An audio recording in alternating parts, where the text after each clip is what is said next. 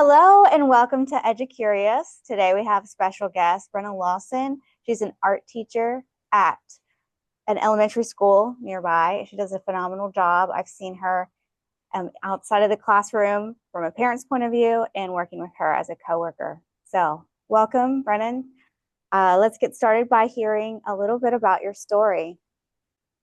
I have been in education 20 years, so this is my 20th. I started as an elementary teacher. I taught kindergarten. I interned in kindergarten. I taught second grade for a little bit. I actually came to our school as a second grade teacher. And my original plan as a child was to be the art teacher at Hillcrest. Like, not just an art teacher, but I wanted to be the art teacher at Hillcrest. So because art schools are expensive, I went education route instead.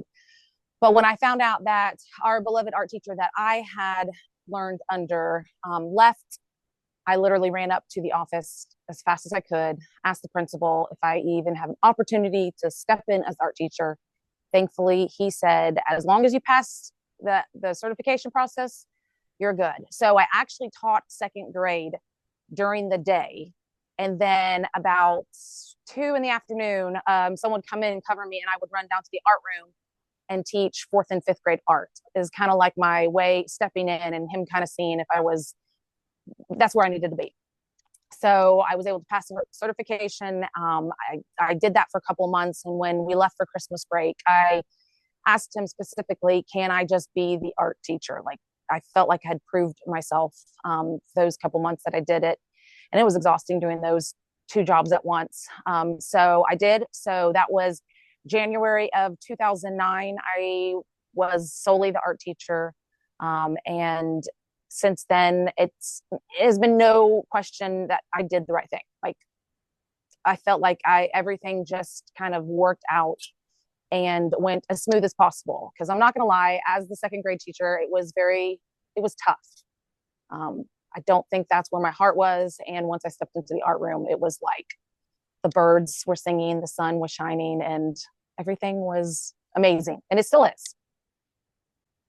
So tell me about your background. You went to school for education. Is that what I'm hearing? Yeah. So actually, I have a couple of degrees. I could not figure out what I wanted to be, even though I knew I wanted to be an art teacher. But I went to St. Pete Junior College for 2 years, and I actually have a Associate of Science in Veterinarian Technology. So I did work in a vet clinic and volunteered in there for quite a while before I started substitute teaching. And then that's when I went back to Warner University and got my bachelor's in elementary education. And then I continued and got my master's at Warner with the curriculum and instruction. So I stepped into your classroom many times. I get very excited when I'm in it because you have such a sense of order and balance. And I feel like you have a lot of creative systems in place. Tell me a little bit about that.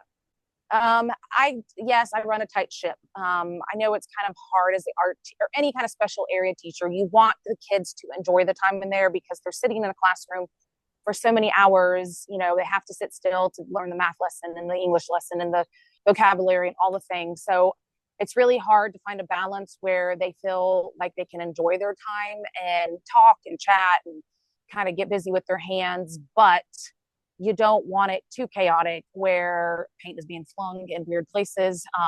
So controlled chaos is what I like to consider my classroom, where it is loud. I mean, there are some kids that they do have a hard time sitting because it's very loud. And I'm like, well, this is our time to be loud. I mean, it's a time for us to talk. And I always tell them if their hands are moving, I don't mind if their mouth is moving. When our hands are supposed to be moving. So I do try to make sure that they have that opportunity to enjoy themselves and kind of take a break from the regular classroom setting. But I also have a limited time with them. So we do have to get certain things done. We have certain goals we have to meet. So I have to make sure that they are staying on task and keeping up with the pace that I have to keep. And I have to remind them, like, I'm not trying to be mean. I'm not trying to rush you, but we're only in here for a small amount of time. And I really want to get this done. And most of the time the kids they're great with that. They know, because they want to get that paintbrush in their hand. They want to get to the messy parts. So I really don't have a trouble reminding them, was like, you've got to give me my time to talk so then I can give you your time to talk so we can get moving. And it works well. I really try to be consistent with my procedures, and like they don't change over the year. K through third, I keep pretty similar in how I run my classroom.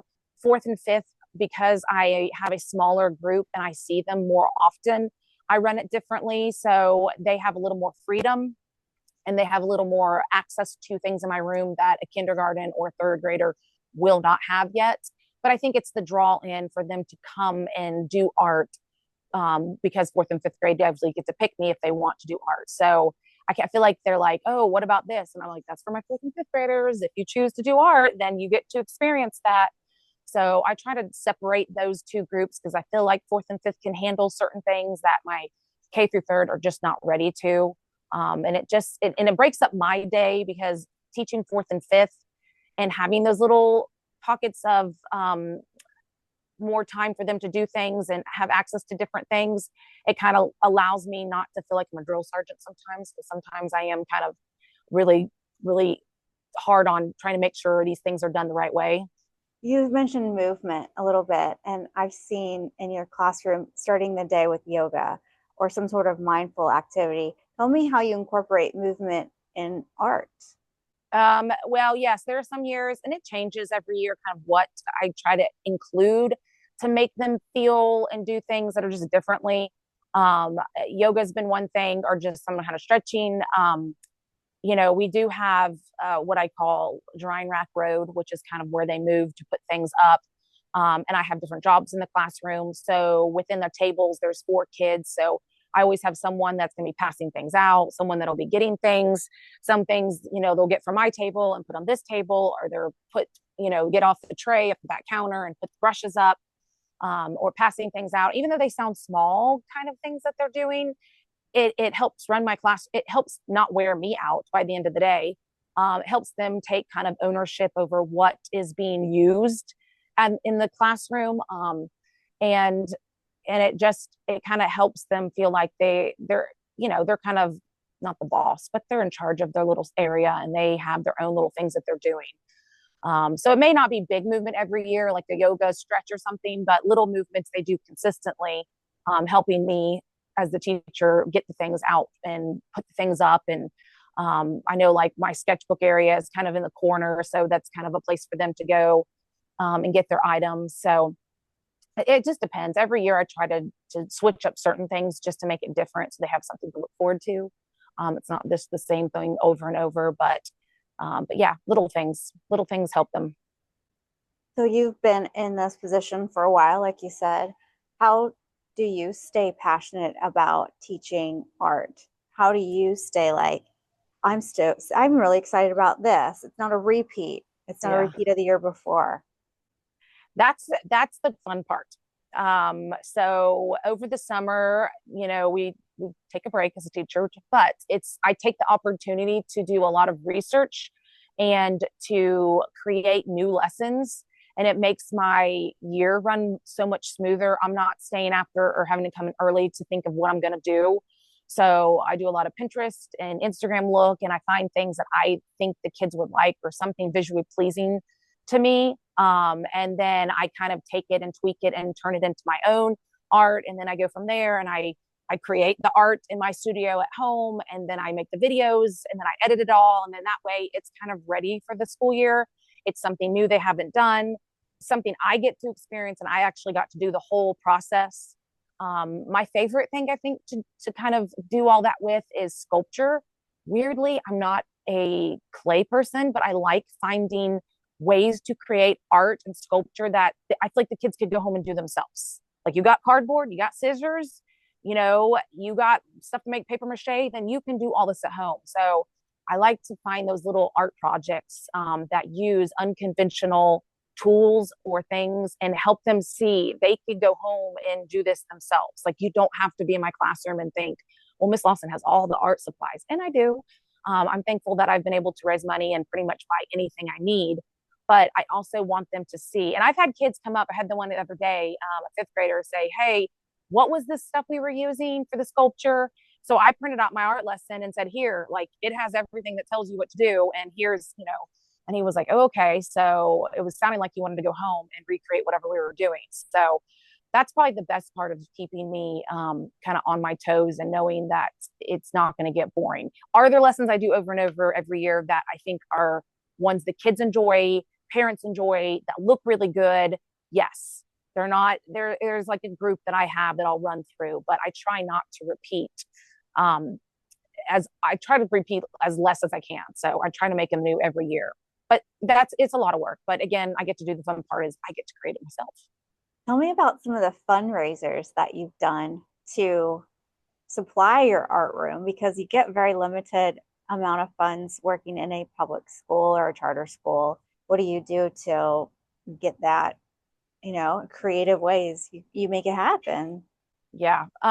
We have certain companies we use. Like we have Art to Remember, we do, where the parents, they create the art and they can buy a little keepsake. And I know parents love that. It's usually I do it during Christmas. And then we have our art show we do. It's called Art to Me.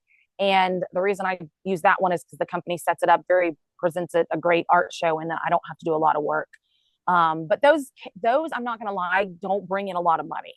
Maybe $500, and which is still, when you're teaching 500 to 700 kids, that's not a lot of money for things. So I think it was 2016, I had the idea of doing paint along with the art teacher. I know painting with a twist was really big, and as a staff at my school, we had done it a couple times together. And I thought, this is something the kids could do. I could do this. And weirdly, when we got some teacher lead money, I did not know you cannot buy equipment, and I bought 15 easels. So I kind of inherited 15 easels. So I had to find a way to use them, since I personally ended up buying them. So that was kind of a step into it. And then I just jumped in, and I found that the kids loved it. The parents loved it. I couldn't even keep kindergarten. I would separate them. K through 2 would do a painting, and 3 through 5. And my kindergarten through second grade group, I mean, they would sell out within 10 minutes. Like I couldn't even keep the 15 slots I could. So that has been the best way to earn money, because the easels I already owned. The paint the school did buy, and the canvases, you could buy a bulk for like $40. It's not that expensive. I already had paintbrushes. I already had all the other tools in the classroom. So financially, it wasn't a big purchase that I had to do for each class I set up. I just had to create the ideas and create the paintings. And I mean, the rest of the money was for me to use in the classroom. So I think I worked hard and did paint alongs over and over from 2016, I think 2019, 2020. And when I finally stopped and asked, how much do I have in my account? I had not even count. Like I would just do all the work and do the deposit. And the lady was like, you have $6,000. You got to spend some money. So I was able to get a printer and get new chairs. Then I got stools instead of chairs. I bought 30 easels for the classroom. So I mean, any kind of paint I want, I've been able to buy in. I mean, it was probably the best fundraiser that I could ever do. I'm taking a pause right now just because of my schedule, and my own kids' ages are different. So we're not at school after hours. I have to run off and go get the kids. So, but I think it's a good break to kind of give me some time to see how beneficial it is, because eventually the money's going to run out, and I'll have to do it again. But it really put me in a position where if I wanted to create it in my classroom, I could, and I have. Tell me about how you incorporate technology within your art lessons too. I've had my daughter ask, hey, can we watch one of those paint alongs at home? So we've looked you up and been able to follow along with that, Yeah. or Facebook Live. I find that so innovative. How did you get the idea, and you still use it? YouTube, it was because I was videoing all my lessons. It was more of a storage where I was keeping them, because, you only run out of so much storage. So it wasn't like I intentionally put it out there for people to do at home, but it just became something to use, because the kids were like, oh, I want to do this. And I'm like, well, you can watch it at home too. So technically I have the Hillcrest Art Room YouTube channel that I use kind of to store all my lessons that I create with, that I intentionally use for the classroom. And then through my own art, I have the Art Barn Studio YouTube, which I use to share more things that parents can do that may not be something that we would do in our classroom. A little more different, a little more, and I use both of them. They'll see the Art Barn Studio videos in my room. You'll see I interchange them a lot. But I feel like the Art Barn Studio, I do all the videos in my studio and do it differently. And then Facebook Lives and a lot of those things I did during the pandemic. And I enjoyed those things. And the kids, we did a model magic night one night. They made a little ice cream thing at their house that they bought the kit, and then I sent the kits home. And then we did it one night. That went really well. I enjoyed that. And let's see what else we've done. And some draw alongs I know I did during the pandemic at home when we were all kind of in between. But yeah, using the videos and what they kind of call it is a flipped classroom. Mainly the flipped classroom is, a lot of it can be the kids have already watched the lesson and they know what they're doing. Technically, that's not how I do it. The flipped classroom is the lesson's already been presented. And mainly because if you have a document camera, you have it set up on your desk. You're comfy and cozy doing your document camera. Well, in art, then you have that one kid you notice who's crying all of a sudden, and you have to get up and then you have to run over there, and then all the kids are looking at you. You're waiting to get that kid settled, or they have a question, or they need help cutting or something. And I found that I couldn't sit and do a lesson with the document camera. It was really hard for me to attend to all the other issues going on with kids just worried that they're not doing it right and then complete the lesson. So that's technically why I started videoing them, so I wouldn't have to keep getting up and running. The video could be playing and I could be kind of making my way around the classroom, checking on everybody and just kind of seeing where we're at. And then the kids know we do play, pause, repeat. So I'll play a bit, I pause it, they repeat what they just saw. So then I can kind of make my way and make sure that we are all in the same kind of place. And you still have the kid that gets frustrated and, is like, I can't do what you're doing. And I remind them that they're not Miss Lawson, that Miss Lawson is old and I've done a lot of this. So, just trying to keep encouraging them to continue on with whatever we're doing. But the videos have been a great thing because I can work out the kinks beforehand, where sometimes if you're doing it on document camera, you may not know what a kink you're going to hit. And then you hit it and then you're like, oh, what do I do? How do I fix this? How do I change this? So, and the kids know that sometimes the color of the paper changes, like on the video, I'm like, you see me using pink. Today we're using purple, things like that. They know that I may change here and there, it still works. But yeah, mainly it was to be able to attend to my kids and still teach at the same time. So your ability to be flexible and then also innovative at the same time was something that surprised me, because artistic creativity doesn't always go hand in hand with really great systems. So I was like, whoa, hold up. I've got to take a closer look at this. And you've used this innovative systems approach in other areas like Car Writer. You renovated the Car Writer system completely. And I know it has nothing to do with art, but I'm fascinated with how you were able to do that. So will you please tell us a little bit about that? Yeah, well, that many years ago, I don't know how I stumbled into being in charge of Car Writers. It just kind of fell. I think it's because I have a very visual mind. So I learned how to memorize parents' faces, cars, and they did have a number in their window, not all the time. So I could technically call out so many cars ahead because I just visually memorized their vehicle, their face, or whatever. But if I was absent, or I was sick, or my kids were sick, and that's when my kids were young, so it happened a lot, there was no one else that was able to do that. So it would go so much slower, which took so much more time. And then, parents would text me and be like, you're not here. Why are you not here? I can tell you're not here because this line's moving slow. So I had to find a way that I didn't feel the pressure that I had to be at school, even when my kids were sick, because, as a mom, you wanted to be able to be there to tend to your kids. So we did some research, and me and another teacher, a kindergarten teacher, um, there was a couple apps and different programs. That one app we used that our phones would talk. So I would scan her phone and she would scan mine. And then I would stand out there and I would punch in the numbers, which is fine. That works. But we really wanted something that anybody could do, regardless of who was there. So if duty positions changed, we knew that the car system would run smoothly. No one had to know anything technically. So Car Rider Pro was one I stumbled onto, and then they connected me with a school in Bradenton that used their system. And so we traveled over to Bradenton and kind of saw their system work. And it was amazing. Like, it was just like kind of like my classroom. It was like little robots here and there. They were moving, they were going. They knew exactly what to do, where to go. So it was really cool to see that. And luckily, our school was able to purchase the program because it's not cheap. But it's helped me know that I don't have to be in charge of the car rider duty anymore. Like, I can step away.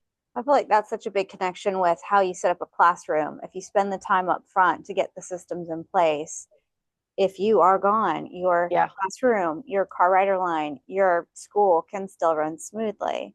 Oh yeah. So what are some of the biggest challenges in this duration of your career that have you had to overcome?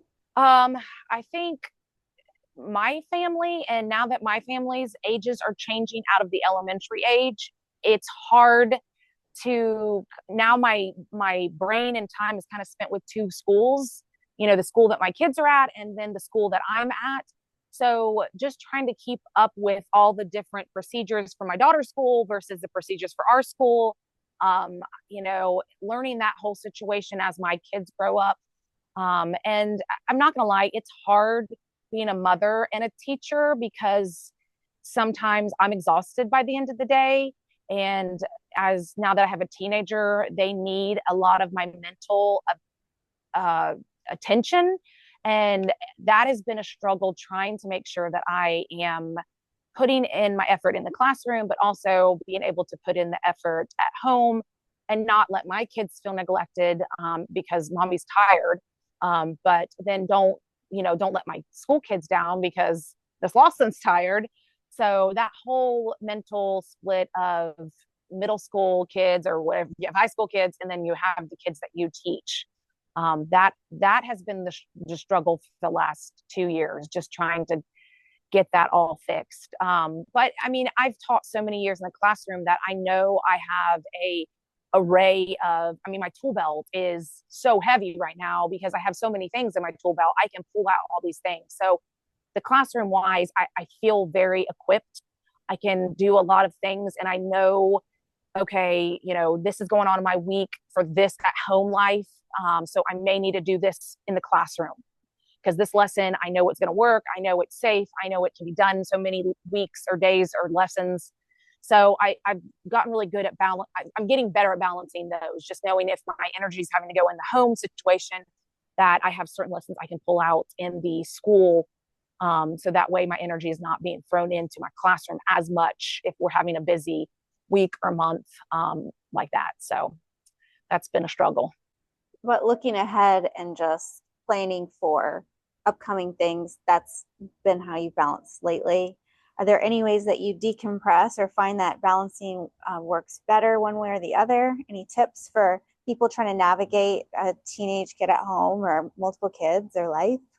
I'm lucky to have my art studio like right behind me. So there are weekends that I go out there and spend some time, and that's how I kind of decompress. I also have a book in my house that I have lots of books I draw in. There's one in my car, there's one in my school bag, there's one in my purse, there's one in my church bag.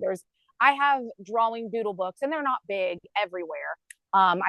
There's one sitting with my devotion book. So sticking to a devotion and having a little time in the morning to myself and kind of starting off the day intentionally to make sure that I am at my best. That's probably the smartest thing I do, is sitting down with my cup of coffee, my little doodle book, my devotion, my Bible, and just kind of setting the tone for the day, making sure that I know what I need to help me get through that day. So that's kind of where I start. I do exercise, so I move into the gym, and luckily I have a gym right behind me too. So I get to get all that out of my system and kind of get me ready for the day in the morning. And then the weekends is where I kind of spend my off time in the studio when I need those little pockets of inspiration to kind of get me started. So I'd like to hear a little bit, and I know you're very humble, so it's your chance to brag a little bit. What have been some of your greatest accomplishments, or what are you proud of? I would say being in the same position at the same school for 16 years. I don't even know how long I've been an art teacher. I mean, I think that's a hard thing to be at one school in one position for that many years. Because it can, and I'm not gonna lie, there's some years it's like, oh, should I be doing this? Should I still be here? And then some years I'm like, where I would never be anywhere else. So I think that's a big accomplishment, being in the same place, doing the same thing. Um, the I 2 summers ago, I helped create the creative kids market for our community. So I'm good friends with our Lake Wells Arts Council, and I kind of threw out an idea to them, and thankfully they they took it in and we ran with it. So that's been a great thing, and mainly because my daughter loves to create things, and she would see me sell things and she would be like, why can't I sell my stuff? And I had to explain to her, like, there were certain things that there's just certain rules and regulations for certain places when you're selling an item. So the creative kids market came mainly because she wanted to sell things. And I thought, there's probably a lot of kids out there that make stuff. How do they sell it? And I know, as an artist outside the classroom, I have to pay a fee to apply to the whatever I'm doing. Then if I make it, I pay again. Then I make sure I have a tent. I have to make sure I have weights on the tent. I have to have tables. I have to have tablecloths. I have to have stands for my art. I have to have things to hang my. I mean, it adds up real quick. And if you're a young artist or creator, kids, they don't have that, and no parent's going to go out and be like, sure, honey, I'll spend all that money for you to, for us to sit a weekend, because you don't know if you'll do it more than once. So that, making sure that the kids could come in, they didn't have to bring anything other than the stuff they wanted to sell, and put it out there for anybody to buy. That was probably my biggest accomplishment. I feel like that, and seeing the kids and the way that they have taken it and created these things, and they work all year knowing it's coming up in July, and they get to present it, and their family and their friends comes, and they get to do this thing that adults usually get to do. So I love that we have that, and the Lake Wells Arts Council has been able to let me help them kind of put it out there for our community. So I would say that along is the biggest thing that I felt like popped into my head. And sometimes, I don't know, most people, things pop into our head and we think, oh, that would be a great idea. But then to actually do it and put it together and it be successful, that's a whole nother ballgame. So that I'm really proud of. You just won a really big art award, as not so much as an educator, but as an artist. So tell me that. The Polk Arts Alliance, it was the Lake Wells Arts Council that nominated me. I did not even have a clue. I just got an email one day saying, congrats, Miss Lawson, for being nominated. And I was like, what, who, where, what? And went to the dinner not even knowing. And then they announced my name. Like, I was not expecting to even win. Like, it wasn't even on my radar. I was there to enjoy a dinner, and I had some cheesecake I was looking forward to. So when they said my name, I was like, me? Which I know was the Creative Kids Market is what was the winner, because I think that was the only thing that, that kind of made me stand out to the other people that were nominated also. But yeah, I'm very proud of that, because you always like to think that people love what you do, but you never know if they're, you don't know what people think. So it was a nice way to know that what I was putting forth, people were happy and enjoying it. So it was a good pat on the back. What are some of your inspirations as an educator, or resources or takeaways? Where do you look to find new ideas to refresh and replenish your soul and implement in the classroom? I know a lot of people have a negative thoughts on social media. I don't, and I use it a lot, but I use it for inspiration. Like, I scroll and I really am looking at, oh my gosh, like today I was scrolling another art Educator that they do private art lessons, and they did this big printmaking poster, and I was like, oh, ooh, how can I do that in my classroom? Like, it was huge, and I've done smaller versions in my classroom, but I see social media as a big inspiration. There's so many artists out there, so many art educators out there, so many people, even local people that share their things that I didn't even know they were doing, or I didn't even know they were creative. And I'm like, hey, so and so is they're painting. Like, what? How did I not know that? So it's always, opening my eyes to someone I could even go pick their brain, that I know locally. So social media, I would say that is my biggest thing. And then once I see it, then I'll go to Pinterest, I'll go to YouTube, those kind of places to see if they have any more details or kind of, a lesson or something else that can I go with it. But yeah, social media is to me, it's a positive thing. I don't look at it as like, oh, well, they're doing that, why can't I do that? I look at it as like, how can I do that? What do I need to do that I can do it in my classroom? I may not have what they have, or the classes they have, or the class size they have, but I can take it and tweak it and turn it and change it to work for me. That's where my brain goes right away. I don't ever think, oh, negative thoughts. I just think, we're going to do this. How can I do this? And when can I do this first? So That's a good takeaway for us to have a mindset like that as we're seeing stuff, not compare, but yeah. say, ooh, I'm now inspired. I think that'd be good to carry with us in any industry or field. Tell me a little bit about your passion and your teaching philosophy. What's that driving force? I would say my teaching philosophy is I don't want kids to think that art is limited to a paintbrush and a pencil. Like, art is everywhere. Um, Picking out your clothes for that day, like my earrings, picking out my earrings that match my shirt. That's art right there. Like your necklace, that is art. Trying to find something, color palettes, color theories, that's art right there. I mean, gardening, them creating something from nothing, growing something from nothing, cooking, they're making something from nothing. So I always want to let them know, like, you may not be a painter or a drawer. That does not mean you are not creative. Like, there are so many ways that you can express your creativity that doesn't have anything to do with a paintbrush, a pencil, or a pen. Like, I always want them to know they are creative. They could be builders. They could be, making things with their hands, technology. I mean, those are all very creative. I think sometimes when people think I'm not creative, they automatically think I can't draw, I can't paint. But I want them to understand that's just part of it. That's just a little piece of the puzzle. Like, the puzzle is very big. Like, there are lots of parts to being creative. It does not mean one thing. It is not exactly what you learn in my classroom. So being creative and knowing that they can do it in their own way and making them feel smart, special, whatever. It's not always has to do with being in the art room, making things with Miss Lawson.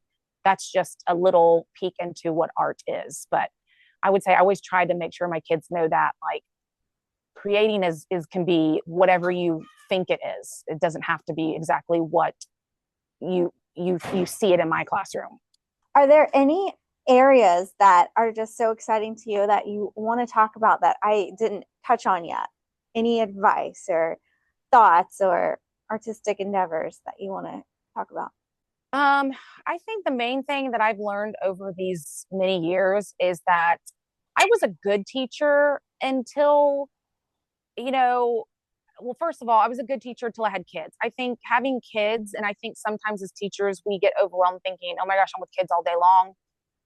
Who wants to teach all day long and then go home to your own kids? I was very afraid of that, but I think having my own kids made me a better teacher. And on top of that is then having one child that was artistically intrigued.